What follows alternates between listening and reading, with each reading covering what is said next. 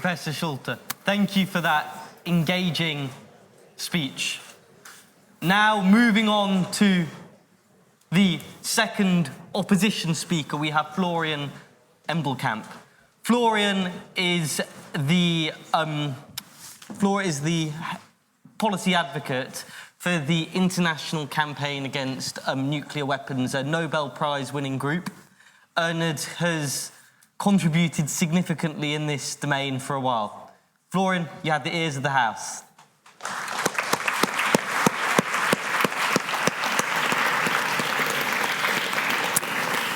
Thank you very much indeed, and it's a pleasure to be here, and thanks for all of you to come. I am, I guess, a part of one of these well-intending Western NGOs, but people picking at us at a debate in Cambridge maybe proves the point that we have a right and that opposition to what we do is largely based on ideology more than on facts. I'm not here, I can reassure you, to talk about stuff that happened a long time ago in Woodstock or in the Cold War, long before me and most of you have been born. I want to talk about the reality right here, right now in Europe. I'm here, of course, to challenge this dangerous and I think naive belief that nuclear weapons have kept anyone safe, that they are, through nuclear deterrence, a stabilizing force between nuclear weapon states. It is, of course, true that we have not seen a major conflict between great powers, for example, the US and Russia. But this, of course, alone does not validate the effectiveness of nuclear deterrence. And Cambridge seems like the strangest place to say this, but correlation is not causation. And you will all have heard this sentence in one of the methods classes you have taken here. Causal attribution based on correlation is usually overly simplistic and therefore flawed. In fact, nuclear weapons are irrelevant for today's security concerns. They are, let me say this, basically like a gigantic teddy bear that the nuclear-armed states can hug when they feel scared. They are also, of course, really radioactive, kill everyone when things go wrong, and contaminate the environment for decades. Fortunately, most governments have realized this and signed respective treaties with the goal of complete nuclear disarmament. Relying on nuclear deterrence simply ignores the complexities of global politics, and the reality tells a different story about nuclear weapons than what our opposition is trying to tell us. So let's talk about the reality right now, right here in Europe. Let's address the Russian invasion of Ukraine, in my opinion, the most obvious example of how nuclear deterrence has failed and how nuclear weapons do not keep anyone safe. Not the military, not the civil population, not even the Russian leadership, and definitely not the rest of the world.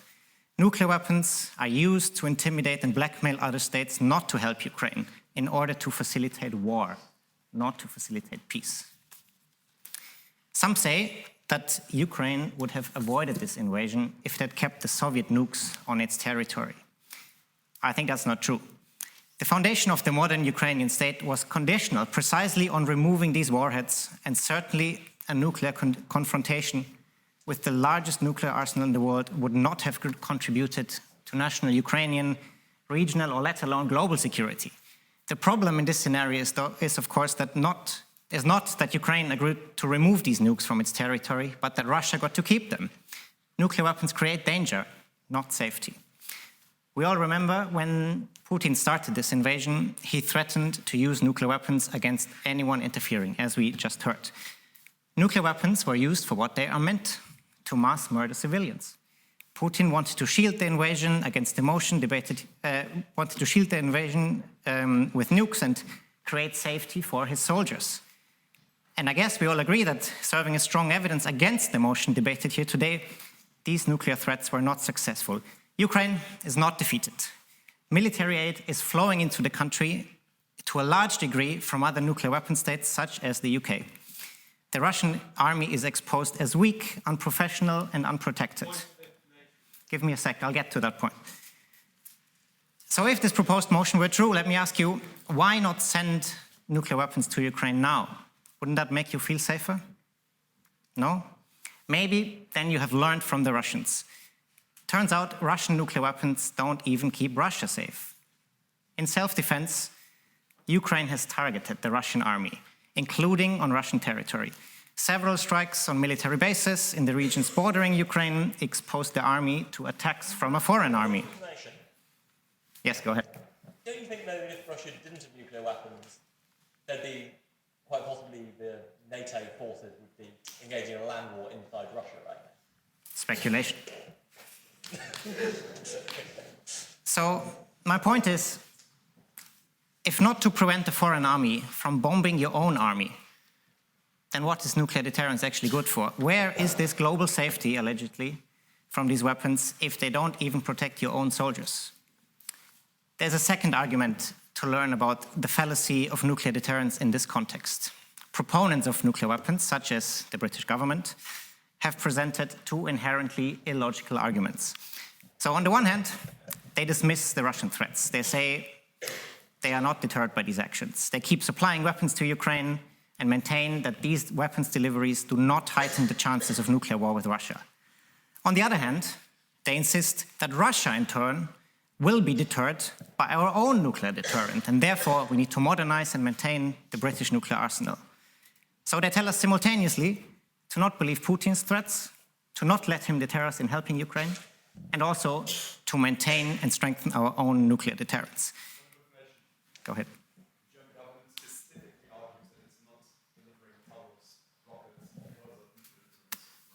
Yes, the German government has made the same point again, but with every other category of weapons that they have delivered, and eventually they did. So let's see how that specific weapon turns out. So the UK government, also the German government, must be confident that they can out-deter Putin in this scenario. And that really doesn't sound like a strategy for global safety to me. Let me ask you then directly, what else does Putin have to do for you to genuinely feel deterred, to stop sending weapons to Ukraine? Nuclear deterrence was made for people like him, and he's using the playbook quite well. He's indicted for war crimes. He's repeatedly targeted civilians. He wouldn't have to fear any political consequences whatsoever from using a nuclear weapon. He hates the West for being woke and soft and weak. And he's stuck in a war that will likely carry on for years. On top of that, he has a modern nuclear arsenal on land, on sea, and in air. So if this doesn't deter us, then either nuclear deterrence doesn't work, or it's only deemed credible when employed by certain nations, but not others. Russia is, of course, not the only nuclear-armed state who fails to be protected by its nuclear arsenal. In January alone, so the last 3 weeks, 4 nuclear weapon states were attacked by various adversaries, including the armies of other states, of other nuclear weapon states. The US Navy was attacked by Iran and the Houthis. Yes, please?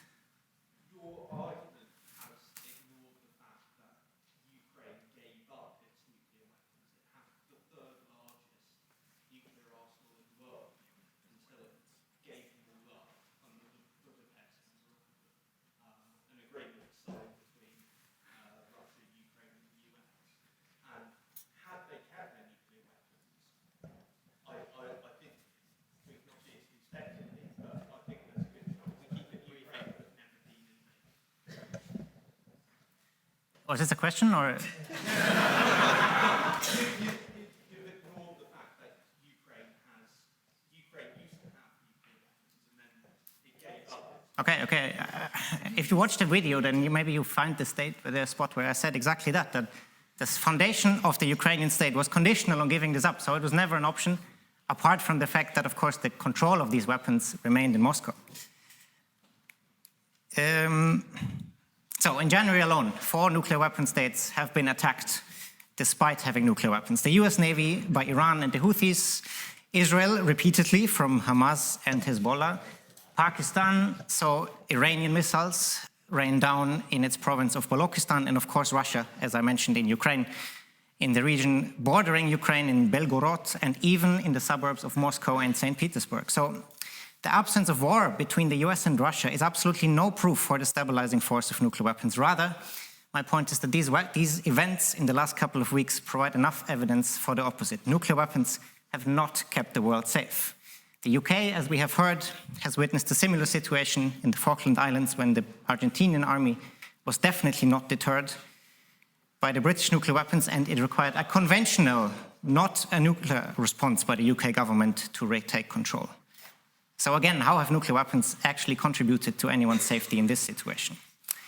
As a third argument, let's examine the ever-growing spending and modernization of nuclear arsenals.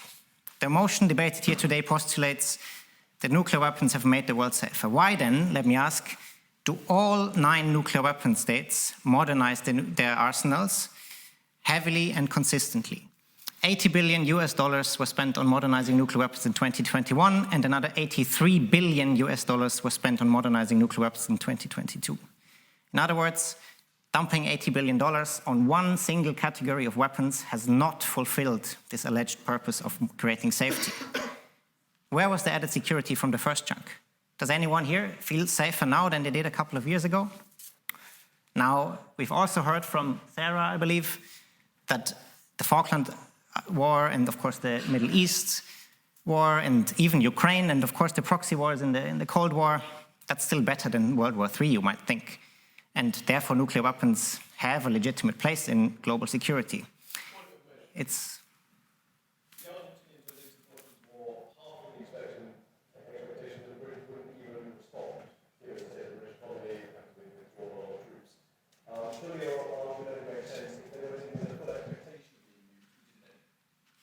Yes, but in any case, nuclear weapons were not in place to prevent a war or to create safety for people in the Falkland Islands, for example.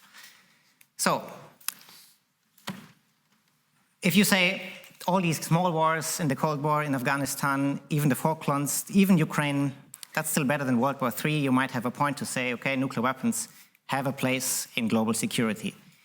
It's surely a convenient claim that World War III would start immediately if we now abolish nuclear weapons. And World War III would, of course, kill more people than some measly proxy war. And more dead, obviously, I agree with that, is much worse than less death. Hooray, nuclear weapons. Under this point of view, of course, let's get this straight.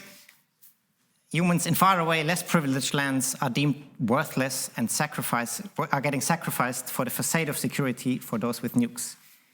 Ideologists in the capitals of the nuclear powers get to laud the success of nuclear deterrence, while innocent lives in Ukraine, in Vietnam, and elsewhere are lost in the wars facilitated, not prevented by nuclear weapons. The belief in nuclear deterrence as a stabilizing force is misguided. They fail to prevent conflicts evident in Russia's war in Ukraine and attacks on other nuclear weapon states. Nuclear weapons have absolutely no magic ability to make the world safer, to prevent wars, or even to protect those having them. Nuclear weapons are military useless, morally indefensible, inhumane, and illegal. I urge you to reject this motion. Thank you.